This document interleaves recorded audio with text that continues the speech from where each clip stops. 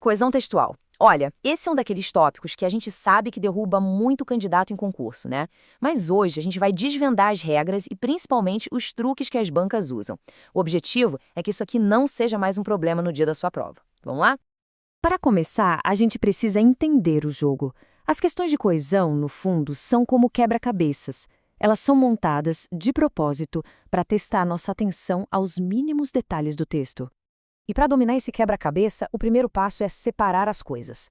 Pensa assim: a coesão é a cola do texto. São as conexões gramaticais, as palavras que ligam tudo. Já a coerência é o resultado final. É o sentido lógico que essa colagem toda cria. Uma coisa leva a outra. Ok, vamos começar com a primeira ferramenta que as bancas amam usar para criar pegadinhas: os pronomes de referência. São aquelas palavrinhas que ficam apontando para outras coisas dentro do texto. Basicamente, os pronomes funcionam de duas formas. A mais comum é a anáfora, que é quando o pronome olha para trás, se referindo a algo que já foi dito. E tem também a catáfora, que é o contrário, o pronome aponta para frente, para algo que ainda vai ser mencionado no texto.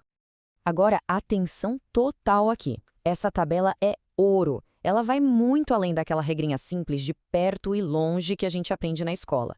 O que cai na prova é isso: o uso exato dos pronomes demonstrativos em cada contexto, seja no espaço, no tempo e principalmente na referência a outras palavras dentro do texto. Dominar isso aqui é um baita diferencial. Vamos ver na prática num exemplo clássico de prova. Nessa frase, quando eu digo "este é cantor", o "este" está se referindo a quem? A Paulo. Por quê? Porque textualmente é o nome que está mais próximo do pronome. Essa é a lógica. O este pega o mais próximo, Paulo, e o aquele busca o mais distante, lá no começo, o Pedro. O uso do pronome correto elimina qualquer tipo de ambiguidade. E é justamente nessas ambiguidades que as bancas criam as armadilhas. Certo. Agora vamos para um pronome que é campeão em confundir a cabeça dos candidatos: o famoso cujo. É isso mesmo. Esse pronome é famoso por ser, bem, nojento. Ele tem regras muito específicas, muito inflexíveis, e é por isso que ele se torna uma fonte constante de erros em provas. Mas vamos simplificar. São 3 regras de ouro inquebráveis. Memoriza isso. Primeiro, o cujo tem que estar sempre entre 2 substantivos. Segundo, ele vai expressar uma relação de posse entre eles. E terceiro, a regra que mais derruba a gente: nunca, em hipótese alguma, ele aceita um artigo depois dele. Nada de cujo o ou cuja a. Olha só o uso correto: trabalhadores, cujos aumentos salariais. O cujos está ali bonitinho, ligando trabalhadores a aumentos salariais, com a ideia de posse.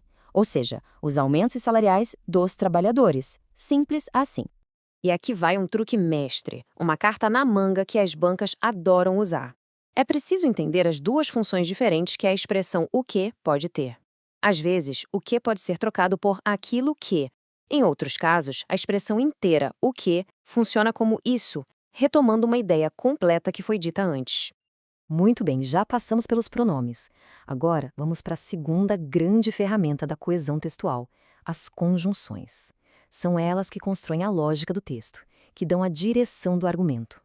E para conjunções, a primeira e mais importante estratégia é simples, mas não tem como fugir. Tem que memorizar os grupos. Saber de cor quais são as adversativas, as conclusivas, as explicativas. Isso é a base de tudo. A palavra como é um verdadeiro camaleão. Ela muda de sentido dependendo do contexto. Então, para não cair em pegadinha, use esse teste de 3 passos. Primeiro, tente trocar por conforme. Deu certo? É conformativa. Não deu? Tente já que. Encaixou? É causal. Se nenhuma das duas funcionou e o verbo parece omitido, provavelmente é uma comparação. Outra conjunção cheia de truques é o pois, e aqui o segredo está na posição dele. Se o pois vem antes do verbo, ele é explicativo, é a mesma coisa que por quê.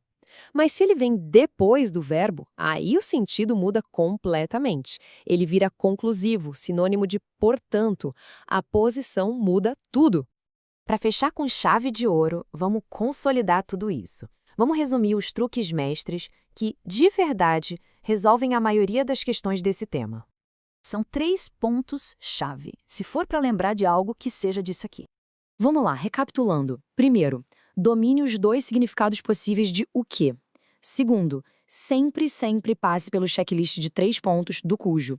E terceiro, para as conjunções mais traiçoeiras, como o como e o pois, use os testes de diagnóstico, de substituição e de posição. Com essas ferramentas na mão, a gente começa a perceber que as questões de coesão em concursos deixam de ser uma coisa de intuição. Elas passam a ser sobre decodificar uma estrutura que é, na verdade, bem previsível. Se gostou, curta e compartilhe este vídeo e se inscreva no canal Professor LLM, vídeos didáticos sobre os mais diversos assuntos.